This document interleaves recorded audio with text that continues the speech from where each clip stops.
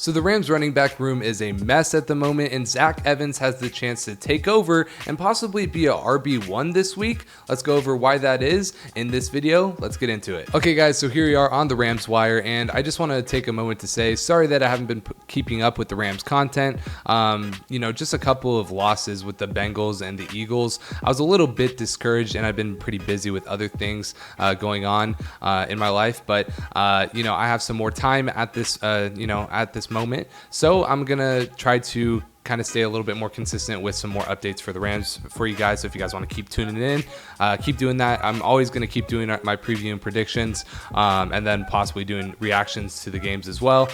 So just know that, I didn't go away, just was a little bit discouraged and a little bit busy with other things in my life outside of the Rams. The Rams aren't my entire life. That does ruin kind of my day and part of my week when we lose games like to the Eagles and stuff like that. But either way, here we are, and you can see Kiren Williams and Ronnie Rivers will be out for a little bit with injury. So sadly, which we'll go over in a second, Kiren Williams suffered an injury late in the game after having 150 yards rushing. Had a very amazing game, and Ronnie Rivers is going to be out as well. But let's talk about it. So the Rams backfield took a significant hit on Sunday in what was the team's best rushing performance of the season. Ronnie Rivers suffered a knee injury that will sideline him for 4 to 5 weeks, and Kiren Williams sprained his ankle. Williams is expected to miss Week 7 against the Steelers, according to reports, but Sean McVay provided an update on both players Monday afternoon. He said they'll each be out for a little bit due to their knee and ankle injuries, which raises some concerns about Williams potentially missing more time than just Week 7. With both Williams and Rivers out, it's assumed that rookie Zach Evans will take the lead role in the backfield, with Royce Freeman also contributing. So if you guys don't know, Royce Freeman actually had a very good preseason, and Zach Evans kind of took a bit of a back burner to a few of these different guys during the preseason, but Zach Evans is going to be getting the nod at starter, and a lot of people like Jake Ellenbogen and different Rams people on Twitter really like Zach Evans and what he has to offer coming out of TCU.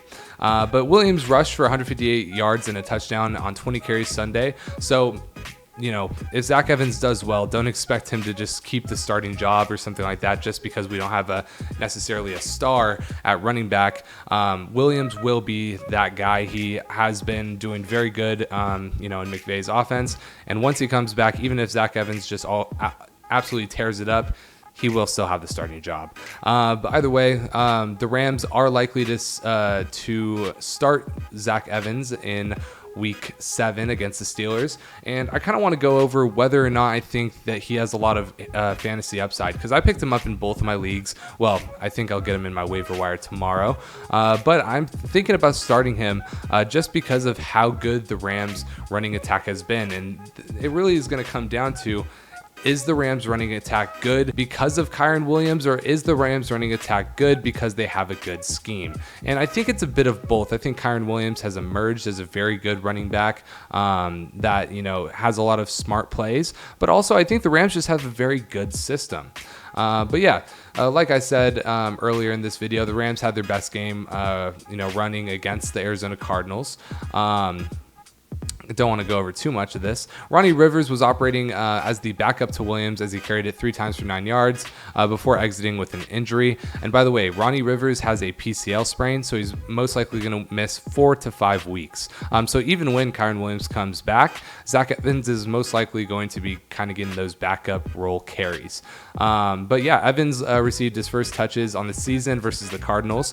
He only had 10 yards on 4 rushing attempts, but he didn't really have time to get anything going.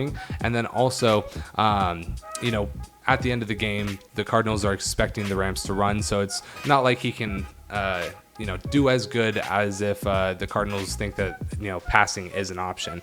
Zach Evans transferred from TCU to Ole Miss in 2022. Evans rushed for 936 yards and 9 touchdowns on 144 attempts in his final collegiate season. I believe that was good for like 6.7 yards per carry.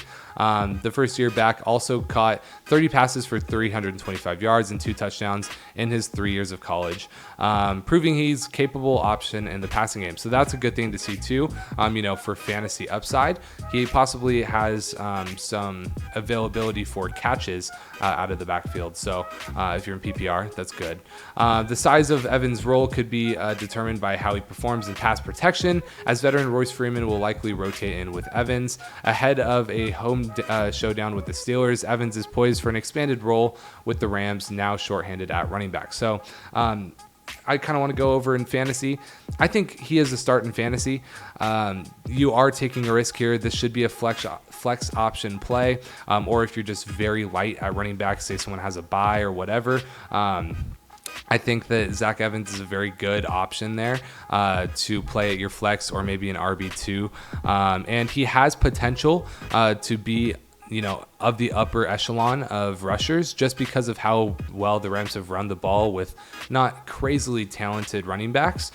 This kind of seems like a plug and play system that possibly anyone can succeed in. So with Kiren Williams just going off in fantasy this year, I would expect Zach Evans to do pretty solid in his first game as well. But it is a bit of a risk. So I just wanted to kind of highlight that too. But one last thing about Kiren Williams before we get out of here.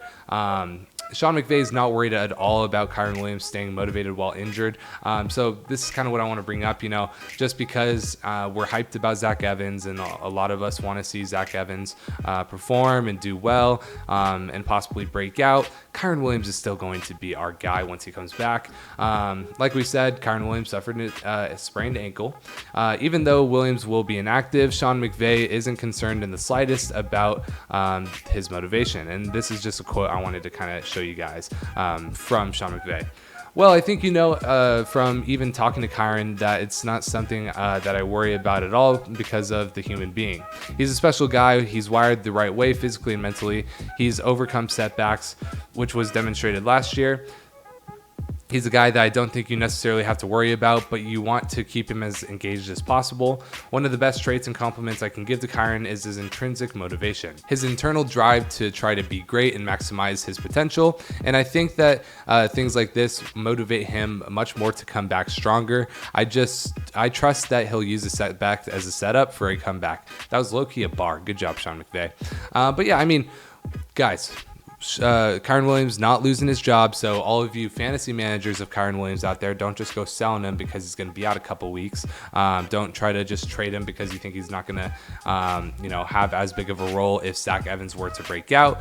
Yes, we want Zach Evans to do good. Yes, we could play Zach Evans as a flex play, but as soon as Kiren Williams gets back, it's his job. It's his job to lose, and he's not in danger of losing that job, especially after 160 yards rushing and a touchdown against the Cardinals on Sunday. Even though they're not a good team, that is still a very massive feat in the NFL and something not a lot of running backs can do. Now, in terms of what I think that Zach Evans is going to do, I think he's probably going to have between 60 to 70 rushing yards and a touchdown this week, and that's going to be good enough for a flex play. There's a ton of upside to even get into the 100 yards rushing, depending on how the Steelers defense plays. But there's a good amount of downside as well. Are we going to see split carries between him and Royce Freeman? Is Royce Freeman going to get the touches at the goal line? These are all things that we don't know, so there is a lot of risk involved with this, but I think as a flex play, this is great for us fantasy managers out there. What do you guys think? Let me know in the comment section below. Hopefully Zach Evans plays well. Hopefully the Rams play well and beat the Steelers. But yeah, make sure you guys leave a like and subscribe, and I'll see you guys in the next video. Peace.